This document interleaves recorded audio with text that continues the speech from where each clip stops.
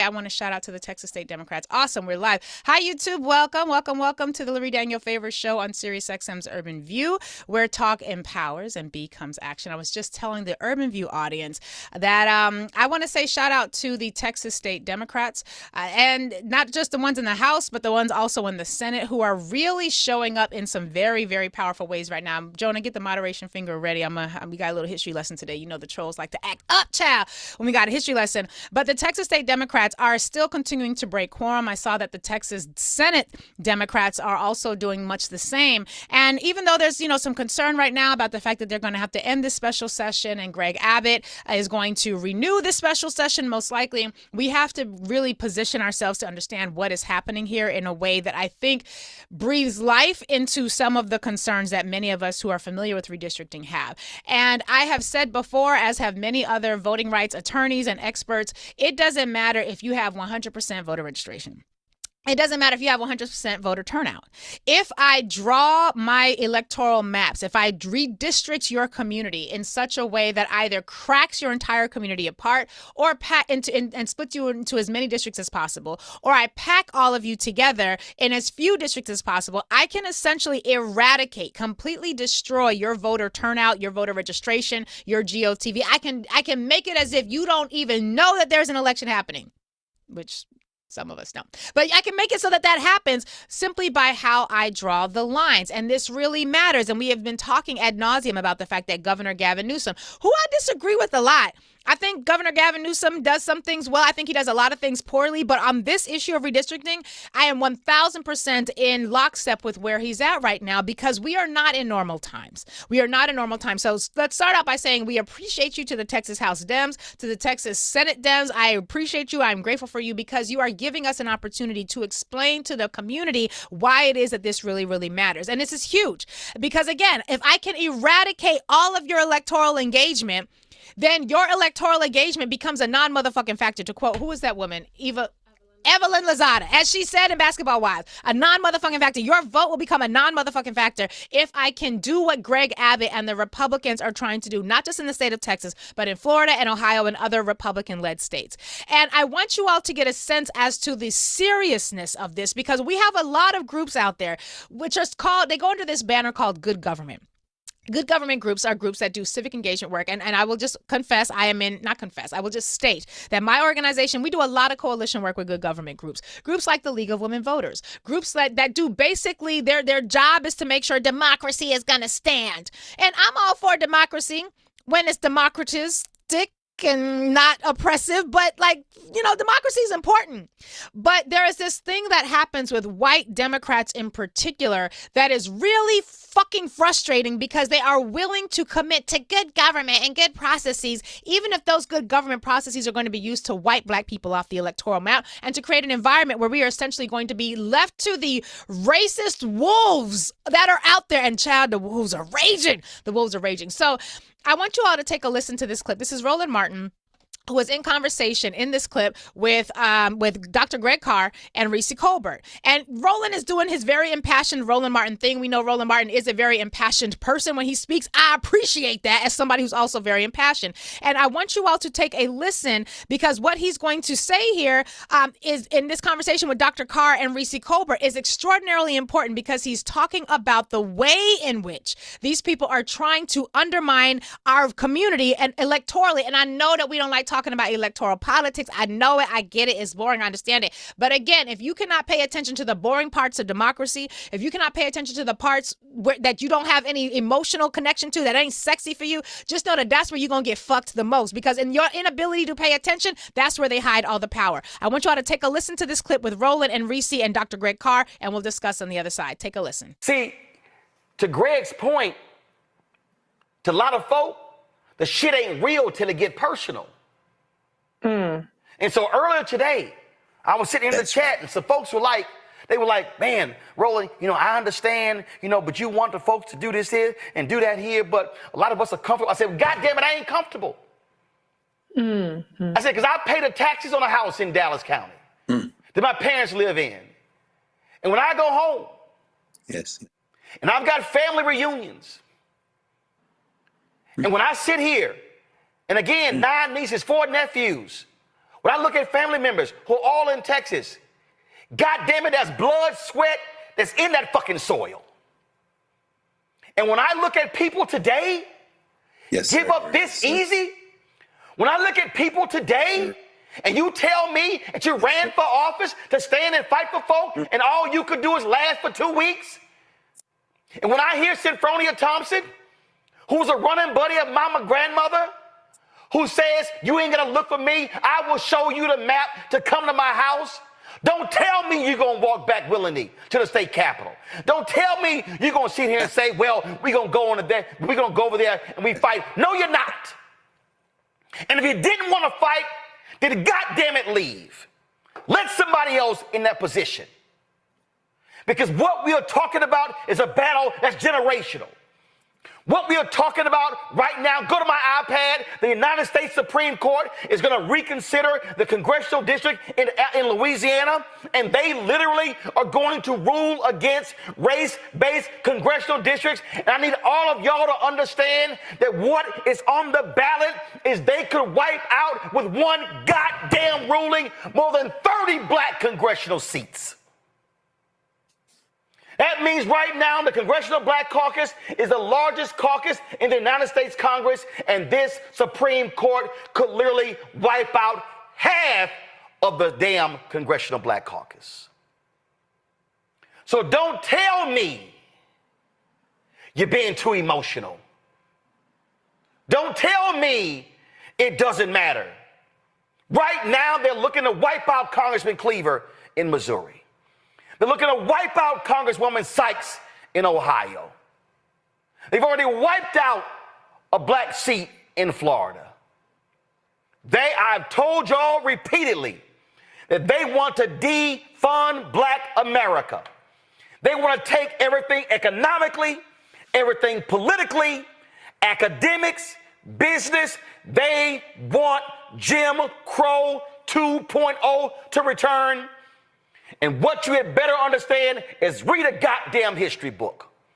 Because this is exactly what happened after the 1875 decision. This is exactly what happened after Plessy versus Ferguson, when they wiped out black representation in Congress. And that, my friends, is where we start our history lesson today. And thank you to Roland, Dr. Carr, and Reese Colbert for that segment, because this is what we're talking about. We're talking about the moves that Texas is making right now are basically designed to reestablish Jim Crow. And that matters a lot, because while you would think that considering what is at stake, we would be in lockstep on this. And by we, I mean people who are in opposition to racist distribution of power. You would think that we, and by we, I also mean people who are working towards ensuring that this country has a shot at continuing, not because I love the country, but because I ain't got a whole lot of options for where I can send 44 million black people, where we will be able to maintain our cohesiveness and be not a pariah or a colonial power in some other African nation. I ain't got that. And so as a result, I work alongside with people in good government groups often to try to preserve the institutions that we have, not because they're perfect, but because I don't have a plan B. I'm going to let somebody else figure out what that plan B is, because that's not my role. But there are groups like good government groups like the League of Women Voters, for example, who I've mentioned a couple of times, who are really frustrating to me in this moment. Now, the League of Women Voters, you may know them. They're a group of largely white women. They now have a black woman who sits in the CEO position, but I think that is a first. And they're largely a group of white women who do the work of preserving democracy. And if you look at their website, one of the things that they say for over 100 years, we believe in the power of women to create a more perfect democracy. That's been our vision since 1920, when the League of Women Voters was founded by the leaders of the women's suffrage movement. Put an asterisk there. For 100 years, we have been a nonpartisan, activist, grassroots organization that believes voters should play a critical role in democracy. We got to stop here, because one of the things that we recognize about people who stem and who tie their heritage to the suffrage movement is that y'all didn't want black women to vote. The suffrage movement, white feminism. Basically, the reason we have womanism as an entirely different category of feminism is because of what I'm about to share with you all, or partially because of what I'm about to share with you all. White women who were fighting for the right to vote wanted the right to vote, but they were really pissed off that black men had gotten the right to vote in the 15th Amendment after the Civil War, which we're going to talk about in just a second. And so white women in the 1920s were pissed. They were pissed off that they still had not secured the 19th Amendment, the right for them to vote. But even in their efforts to secure the right for them to vote, they were were working feverishly to make sure black women did not have the right to vote. Not all of them. We always had our righteous whites, but enough of them were working to make sure that black women were not going to get the right to vote. So they were already mad that black people with penises had the right to vote. They could not bear the idea that they would get the right to vote at the same time that other humans with vaginas who were not white would get the right to vote. And so the women's suffrage movement, I'm always going to put a little asterisk there because I remember reading about and researching that suffrage march that took place on March 3rd of 1913, where Ida B. Wells had been working with other black women in the city of Chicago and throughout the state of Illinois and other states as well before she got ran out of the state of Tennessee for reporting on the fact that her friend and the two others who had started the People's Grocery Store had been lynched because the white people who were being in competition with the People's Grocery Store were mad that the black-owned grocery store was doing better than theirs. So, of course, they did what violent white people do. They took to violence and lynched those three men. And so Ida B. Wells basically creates what we now understand to be investigative journalism. She gets run out of Tennessee. She ends up in Illinois. But while she's in Illinois, she's also doing a ton of work to help ensure that there was going to be suffrage, the right to vote for black women. She's working with black women. She's working with white women. She's working in coalition to make sure that all women, if you got a vagina, that was not going to prevent you from being able to vote.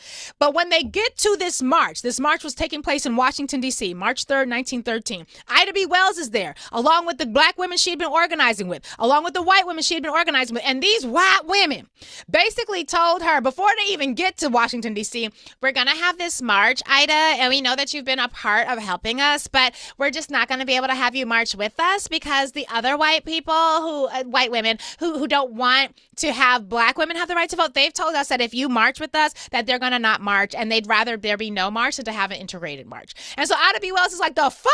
I don't think that's what she actually said, but I'm pretty sure in her mind she was like, the fuck? And so Ida B. Wells makes her way to the march anyway, because she's like, what you're not going to do is say that it was a white woman's march when I was the one carrying the load and doing all the work. So Ida B. Wells basically slips her ass on into the parade route, and she marches with her black skin in that march, doing what she got to do. Also, it's important to know that in that march were also 22 young black women from Howard University who had decided that as a result of the privilege and power that they had an obligation to then use that privilege and power on behalf of black people broadly, not just for themselves, not just to better themselves, not just to have fun and have sort of a socialite approach to living. They wanted to use their power and privilege and resource to make black people's lives better. And they knew that black women getting the right to vote was part of that. So they too were at that suffrage march. They ended up also being the 22 founders of Delta Sigma Theta Sorority Incorporated. But moving on. So the point I'm mentioning, the reasoning I'm mentioning this is because when the League of Women Voters ties themselves when the League of Women Voters ties themselves to that history, and then you see how they're moving right now as it pertains to what's happening with this redistricting battle in the state of Texas, and then you hear what Roland Martin just had to say, there is a neat little bow that we need to wrap around this, because the League of Women Voters is pissed off at Gavin Newsom. Gavin Newsom, who is the governor of the state of California, who has said, well, if Texas is going to redistrict and get 5 extra seats, we could do that too. We could get 5 extra seats and for the Democrats in California. And Governor Gavin Newsom has now gone on I think he's trolling Donald Trump, but he has basically now gone on this effort to basically say, well, if Republicans could do it, Democrats absolutely must do it. And this is the point where, you know how Dr. Martin Luther King talked about the white moderate and how white moderates be the biggest ass problem that we face outside of the Jim Crow and the hate groups. It's the white moderates that be fucking shit up. That's who he was talking about when he made this quote. And I think he was talking about the League of Women Voters. The League of Women Voters, again, an organization, phenomenal work. On a regular basis, do phenomenal work. But they have basically decided that they do not want Democrats to fight redistricting battles by redistricting their own seats. They want Democrats to just stick to the plan and just keep trying to make it work, even though the Republicans are being so damn bad. And they issued this letter that says the following. I'm only going to read part of it. Dear Governor Newsom, Senate Pro Tem, blah, blah, blah, all the other people that they're writing into the article, into the letter. The League of Women Voters of California writes to express our strong opposition to mid-cycle redistricting for California's congressional seats. Californians fought hard to take redistricting out of the hands of politicians and put it in the hands of the people to ensure that the people can choose their politicians and not the other way around. There's a good reason for that. Our independent redistricting process is one of the best tools that we possess to ensure that all communities have a voice, including communities of color and rural communities that have been historically marginalized. It's a critical way for us to promote meaningful political representation and make headway encouraging engagement in the face of California's significant problem with the participation gap. Furthermore, while the Voting Rights Act offers a degree of protection for historically marginalized communities, it won't protect communities of interest with populations too small to trigger that safeguard. And they go on and on and on, really invoking the needs of minority groups. and rural communities and communities of interest that aren't considered protected by the Voting Rights Act. Almost as though they're saying, we don't want you, Gavin Newsom, and the rest of the Democrats, like the Jasmine Crockett's and the James Talarico's. We don't want you to do what the Republicans are doing because we're fighting for the minorities. That's bullshit. That's bullshit. And it's giving you don't know your history. And I love your good government positions when they work. But this is why good government groups and racial justice organizations often clash. Because while y'all are concerned about being good government, we are concerned about living in a racist ass country. And I know that you love your good government positions. But right now, League of Women Voters love you. But you're a whole ass fool if you think this is the right position. And you don't know the history. Because the last time your ancestors did this and they redrew lines on some bullshit like this and they redistributed political power like this, that's how we got Jim Crow. And that's how black people got kicked out of electoral power. So let's look at how your white ancestors, League of Women Voters, let's look at how y'all worked to end integration the first time, also on some good government bullshit. Now, if you go to the history.com website, they have a lot of information about this. You can actually find a ton of books on this. What I'm sharing with you is not new information, even if it is new to you. But history.com is where I'm pulling this article because they have a great way of sort of synthesizing things and making it easy for us to understand. Basically, the Civil War, it goes from like 1860, 61-ish to 1865, right? And in 1865, the Civil War is over. Within 5 years, white people had had enough of the blacks trying to have equality. Now, I know we had just fought a whole ass civil war for the equality of the blacks, but by 1870, white people were like, oh my God, are you still like complaining about racism and like slavery and shit? Like that was like so 4 years ago. Why do you even care? And they were so over it, friends. They were completely 1000% over this idea that black people should have equal rights. And it had only been 5 years since the end of the Civil War. So even today, when people are like, oh my God, are you guys still talking about slavery? Why don't you pull yourself up by your bootstraps? That was so long ago. Honey, they were saying this within 2 years of the Civil War because they have never found a reason to deal with real racial justice that they actually liked. And so by the 1870s, they were already over this whole idea of equality. We'd had a few laws that were passed, like the 1866 Civil Rights Act, the 13th Amendment, which ended the enslavement of black people or of any people, unless you had been convicted of a crime, which was crazy because at the same time that the 13th Amendment was being passed into law at the federal level, which said slavery was abolished unless you've been convicted of a crime, at the state level, these racist ass slaveholding states, they were busy passing these laws called black codes, which was basically just the same thing as the slave codes, but you couldn't call them slave codes anymore because technically there was no longer any slavery. They had just fought a whole ass civil war to prevent the slavery. And so they called them black codes, and black codes were criminal law, penal codes that only black people could be convicted of, which made it really easy to be convicted, prosecuted, and convicted and then sentenced to time, which you would then serve out as a slave. You see how quickly they are able to adapt? Like, don't trust this people. Don't trust these people. They are not trustworthy. But we had the 14th Amendment, which also said that, black people technically are human beings and they're citizens of this country. And the 15th Amendment, which said black people with a penis can vote because then only people with penises who had money could vote, but they decided to be generous and decided your penis didn't have to have a whole lot of money if you was going to vote and be black because they had traditionally excluded black people from engaging electorally. Y'all with me? Okay. So that's what's happening in the Civil War. All of this is within like 5 years. And at this point, white people have had it. They're over it. They're completely irritated with the idea that black people still want rights. And so in the 1870s and beginning in 1873, which is, again, just 8 years after the end of the Civil War, the Supreme Court, Clarence Thomas wasn't alive yet. The Supreme Court, Sam Alito, my bad, Sam Alito wasn't around yet either.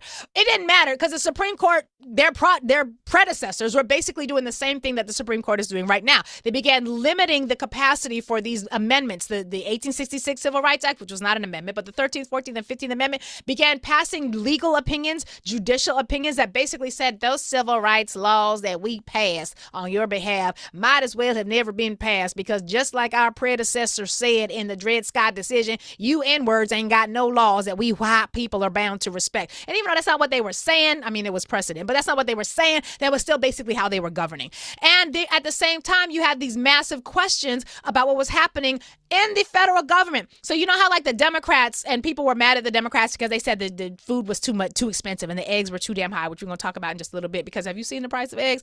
Have you seen the price for your groceries generally? Up by 20% in many cases. But coming back to this story. And basically there was similar to how people had a lot of concerns coming into the 2024 election, there was a lot of that also happening at this time. Now you got to remember at this time, the Republicans were pro-abolition, the Democrats were pro-slavery. So everything you know about Republicans and Democrats, just switch it and just use that as a reminder, not to say that the Democrats were the party of black liberation or that the Republicans were the party of black liberation from slavery, but just to know that white white supremacy is not limited by political lines, and it's in every party. So, but at this time, the Democrats were the bad guys, the Republicans were the good guys. It's general, but just go with it. And they ended up having a debate in this next election, the election of 1876. It was a presidential election. They also had a question about the Electoral College, because the person who was getting the most popular votes wasn't necessarily the person who was getting the biggest amount of Electoral College votes. And so the same shit that was happening in 2024 happened in the end of the 1800s. This is why you got to know your history. And it's also why they would rather you watch PragerU universities and listen to Moms for Liberty type education and not actually know your history. League of Women Voters, you should pay attention to what I just said. That was for you.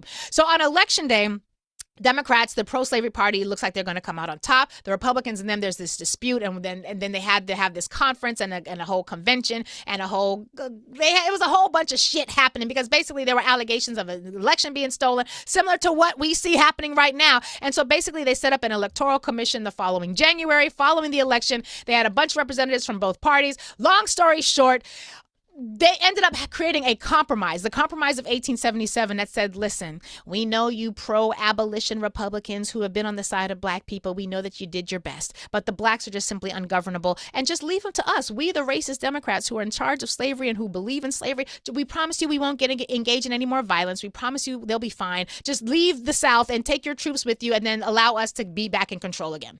And that's basically what happened. And as a result of that effort, that's how we got to Jim Crow. That's how we got to 90, almost 100 years of Ku Klux Klan violence and lynching and the destruction of Black Wall Street, the destruction of Rosewood. All of that happened because good government groups, who were the 1870s version of what the League of Women Voters are doing right now, were more concerned with process. They were more concerned with policy. They were more concerned with good government outcomes than they were concerned about dealing with the reality of what we are facing. And we are dealing with the reality right now where they are trying to bring back Jim Crow. And I know that feels weird for some people. It feels a little hyperbolic. It is as plain as surely as my brown face is sitting in front of you right now on my black ass. I am sitting in front of you right now. That is as sure as you should be that they are attempting to bring back Jim Crow, and they are going to do it. Especially if we have mamby-pamby, white women centering moderate groups like the League of Women Voters doing some bullshit like this. I love the idea of good government. I love the idea of redistricting equity, but I cannot have a head up my ass and bury my neck in the sand approach to this thing, because the reality is we have seen what your ancestors have done before. You don't have a good track record here, white women. And so I'm going to need you as an organization to be clear about the way you are moving, because you're invoking minorities. You're invoking people of color. You're invoking the harm that this is going to cause to all of the people who are protected by the Voting Rights Act. Bitch, ain't going to be no Voting Rights Act. Did you not just hear the Supreme Court say that they are going to eviscerate what's left of the Voting Rights Act right now? Do you not see that they are teeing up the 1964 Civil Rights Act to be eradicated right now? We don't have time for you mamby-pamby, penny-ass, wishy-washy, I don't want to have bad governing processes asses to be having a seat in this conversation. It's because of people like that and legacies like this that we ended up with almost 100 fucking years of Jim Crow in the first place. Stokely Carmichael, who you all may recall, phenomenal figure in history, phenomenal, and name change and all that. But for right now, I'm just going to stick with this. Stokely Carmichael, he was crystal clear about a lot of things. And one of the things he talked about was Dr. Martin Luther King Jr.'s failings, right? And not that he spent a lot of time talking about his failings. That's not the case. But he, at one point, talked about the fact that Dr. Martin Luther King Jr. had an approach that said nonviolence is going to achieve the gains that we need. And which is crazy, because Dr. Martin Luther King is also the one who warned us about white moderates and how white moderates were some of the biggest problems that we as black people and people who are trying to achieve racial justice and racial equity, white moderates are the biggest problem that we face, League of Women Voters. And what Stokely Carmichael said about Dr. King, who was able enough to see that white moderates are the biggest problem that we face when it comes to a lot of these issues. Stokely Carmichael says the following about Dr. King's philosophy, quote, Dr. King's policy was that nonviolence would achieve the gains for black people in the United States. His major assumption was that if you are nonviolent, if you suffer, your opponent will see you suffering and will be moved to change his heart. That's very good. He only made one fallacious assumption. In order for nonviolence to work, your opponent must have a conscience. The United States has none. So when you good government groups are so concerned about your processes, at the same time that Republicans are showing you they will toss out a process as soon as it gets in their way, when you are so concerned about sticking to the rule book, when you are competing with people who ain't no rules, when they going by who gonna check me, boo, and you're going by where's the checklist for us to do the checking, that is a disconnect. And it kills me that you would invoke the benefits that you are seeing that would redound to Black people, that would redound to Latino people, that would redound to Asian people and other groups of color and other minority groups, as if you are speaking in a way that is going to protect our interests, and you are not.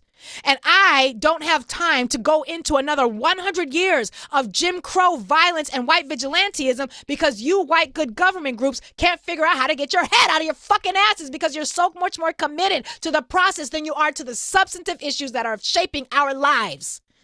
Considering the fact that we have gotten increasing numbers of reports of violence, vigilante violence, where white people are enacting all sorts of havoc and wreaking havoc as against Black people, we don't have time for this sort of effort. We don't have time for you all to be undermining what is happening and what the Democrats in Texas and the House and the state are doing. And quite frankly, have you noticed that people really want the Democrats to fight? Have you realized that people have been waiting for somebody to have some fucking backbone and stand up for the people them and do what's necessary? That's what's happening right now. And considering y'all's president just had a whole ass meeting with Vladimir Putin in Alaska/Russia, because you know the Russians only believe that Alaska is truly theirs and they want to reclaim it. Lisa Murkowski, you should think about these things. Considering he just had a whole ass session with him to give away land in the Ukraine.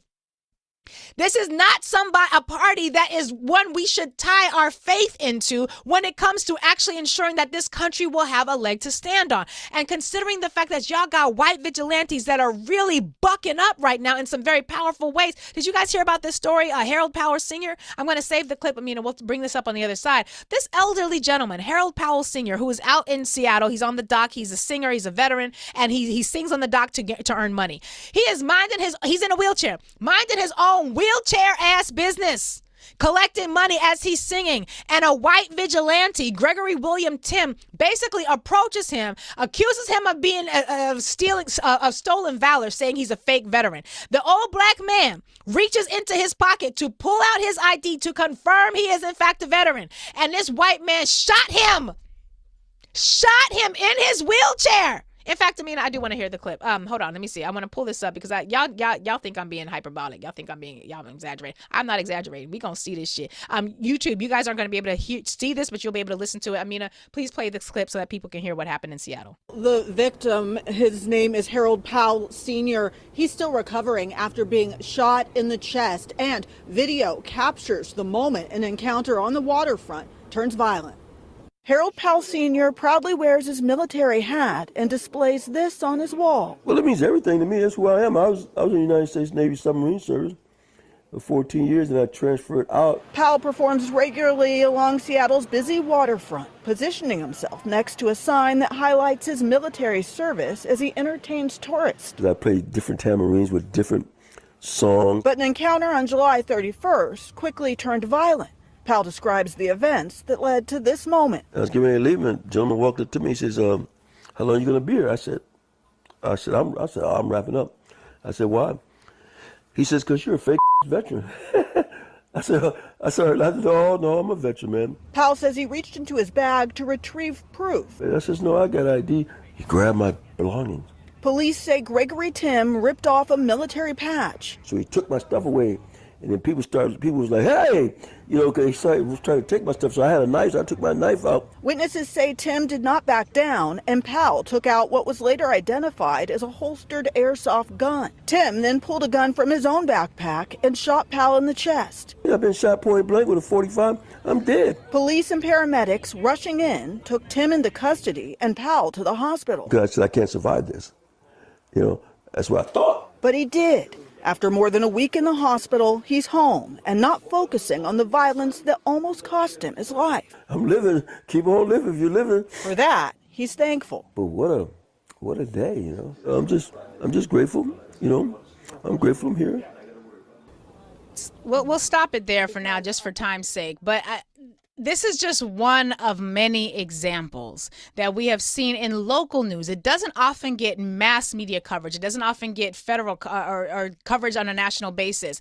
But we're in a situation right now where these stories at the local news level are happening all the time. This is exactly what we were experiencing at the end of Reconstruction, and quite frankly, during Reconstruction, in those areas where there weren't enough troops from the North who were able to keep Black people safe. There is often this interplay between what the states are doing to try to disenfranchise Black people, and at the federal level, we seek the protection of the federal government to protect us from what the states are doing. We're in a time right now where the states are enacting and promulgating environments that are going to ripen vigilante violence. We already have a number of reports that we'll be getting to later this week that look at some of the ways that this violence is showing up. But now the federal government is also doing much the same. So unlike in previous eras, other than the end of Reconstruction, where if it wasn't the federal government that was helpful, you could at least go to the states. If the states weren't helpful, you could go to the feds. We're now in a situation where racist states and racist actors in the federal government are collaborating. So we do not have time for you so-called mamby-pamby, good government. I just want to criticize and point a finger and wag my finger because I don't like the way we're doing this. Gavin Newsom, you should just think about the process. No, we got to think about the substance. And part of our issue has been allowing people like you, good government groups like you. It's giving George Clooney. It's giving Jake Tapper. It's giving undermining what we need right now. And what we need right now is fight. What we need right now are people who realize what time it is. We do not have the capacity to absorb another 10 years of Jim Crow, let alone 90. We don't have the capacity, because at least back then, at the end of Reconstruction, we understood some things that we don't seem to have a collective understanding on right now. Back then, at the end of Reconstruction, we understood that wasn't no white people coming to save us. We were going to have to do everything on our own for ourselves. It was FUBU for fucking ever. And now we don't seem to have that same resonance. We can't even get our musicians. Where's the soundtrack for liberation? We can't even get that happening right now.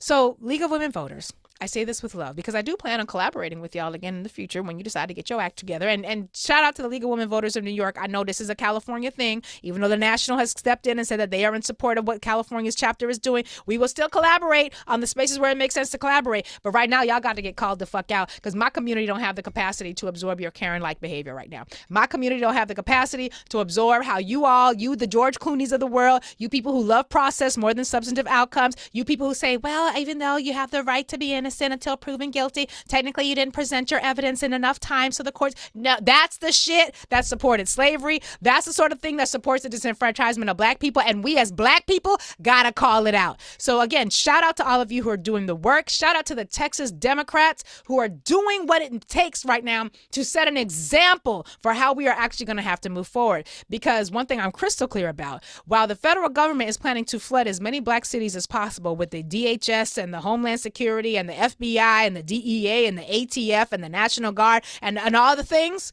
while they're doing that, if we've got white good government groups who are undermining us at the state level, how are you any different than the white nationalists who are working to disenfranchise Reconstruction in the first place? Don't be your ancestors. Be better than them. Be a righteous whiteous and figure this shit out in a better way. 866-801-8255. 866-801-TALK is the number. YouTube, we appreciate y'all. We got to go. We got a lot more stories to get to. And so I'm going to turn back to Urban View now. Appreciate y'all. Love y'all. Oh, please like and subscribe and share. And then also check out the podcast today.